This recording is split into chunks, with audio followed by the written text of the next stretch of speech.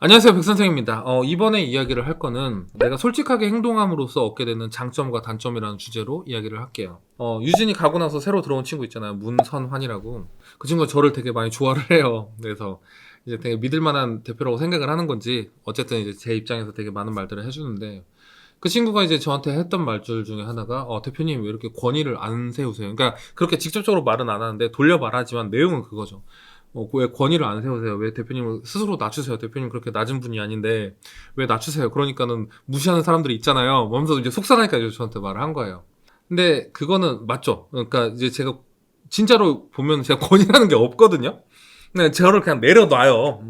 어떻게 보면은 내가 거리감 유지하면서 나를 높여도 되는데 그냥 내려놓는 그런 편인데, 내가 나를 내려놓았기 때문에 이 친구가 얘기한 것처럼 정말 많은 사람들이 어떻게 보면 10명 중에 8명 정도 이상은 무시를 하거나, 그러니까 무시라는 게 이제 점점 이렇게 하대하거나 뭐 이런 경우가 거의 대부분이거든요. 이게 그게 이 친구도 안타까웠던 건데, 제가 그럼에도 불구하고 이걸 하게 되는 건 뭐냐면은, 이렇게 솔직하게 행동하고 그냥 거짓 없고 그냥 가식 없이 행동했을 때 얻게 되는 그 플러스도 분명히 있다는 거예요. 그거를 좀 이야기를 드리려고 하거든요.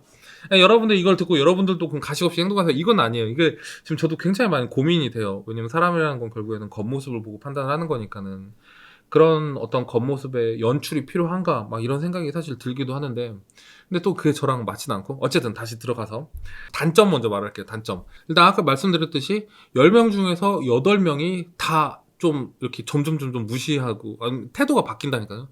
바뀌게 되는데, 장점은 바로 그게 장점이에요. 왜 장점이 되냐, 그러다 보니까는 일찍 사람에 대해서 필터링을 할 수가 있게 돼요.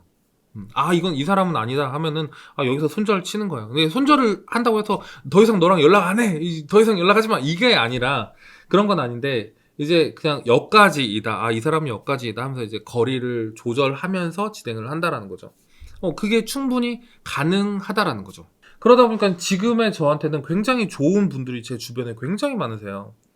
이 굉장히 많다는 게 뭐 수십 명이 있다는 게 아니라 뭐 5분, 6분 뭐 이런 분들 정도 계신데, 이제 그 분들이 어떻게 보면은 저한테 이 소중하다라는 게 뭐냐면은 제 일을 자신의 일처럼 생각을 해주는 그런 분들이 계시다라는 거죠. 그런 분들로 제가 쌓여 있다라는 거는, 그렇게 될 수 있었던 건 제가 어떤 저의 에너지를 그런 분들한테만 집중할 수 있었다는 거죠. 그러면 그런 것들을 제가 필터링을 했어야 될 거 아니에요. 그 필터링이 되게 자연스럽게 돼요. 왜냐, 알아서 떠나가거든. 알아서, 이 사람은 그냥 이렇게 행동해, 이렇게 대해도 되는구나, 이런 식으로 다 떠나가요, 다 정말. 근데 사실 처음에는 그런 것들이 되게 상처가 컸어요. 상처가 되게 많이 되더라고요.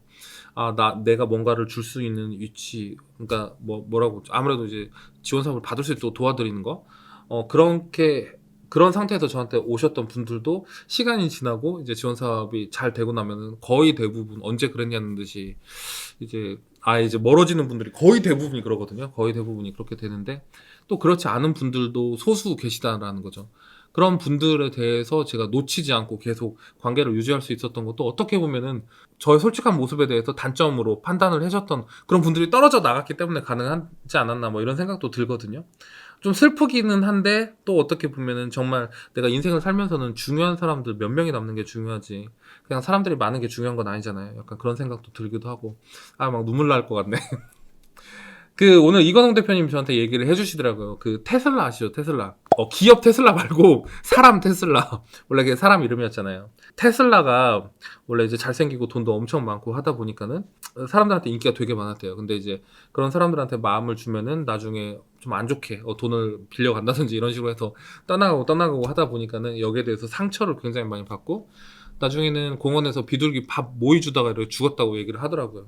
오늘 이제 이건 대표님 그런 얘기를 해주셨는데, 저를 테슬라랑 비교한다라는 건 말도 안 되는 거긴 하지만, 사실 저도 이제 유튜브를 하다 보면은 정말 저한테 많은 분들이 도움을 구하고, 그리고 이제 그게 잘 되고 나면 언제 그랬냐는 듯이 다 떠나가는 그런 경험을 하다 보니까 저도 상처가 되게 컸거든요.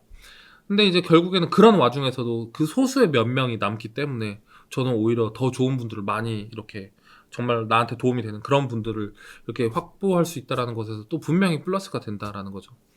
좀 이런저런 얘기를 했는데 좀 말하고 나니까 좀 슬픈데 네, 어쨌든 오늘은 이제 그런 솔직하게 행동함으로써 얻게 되는 또 장점도 있다, 그런 부분을 좀 말씀을 드릴게요. 그렇습니다. 네, 오늘 방송도 여기서 마칠게요. 여러분 들어가세요.